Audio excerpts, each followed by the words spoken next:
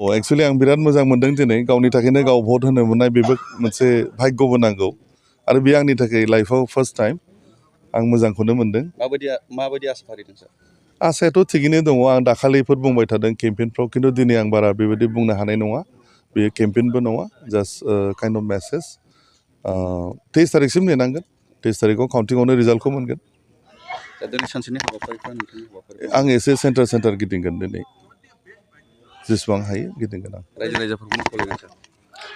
खावलायनायाथ' मोनसेल', दा दिनैनि दिनाव जिथु संबिधानाव जिथु प्रभिजन दङ, बयबो गावनि माने भटार राइट्स बेखौ एक्सारसाइज खालामथों, बयबो ओंखारथों, गावनि बिबेक भट, गावनि पसन्दनि केन्डिडेटखौ होथों बयबो।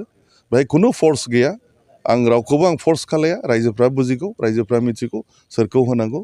गासिबो रायजोफ्रा गावनि डिसिसनखौ लागोन। आं बेखौ आबाहन खालामदों। नोंथांनि फेमिलियाव फैगोन, दा दसे उनाव फैगोन।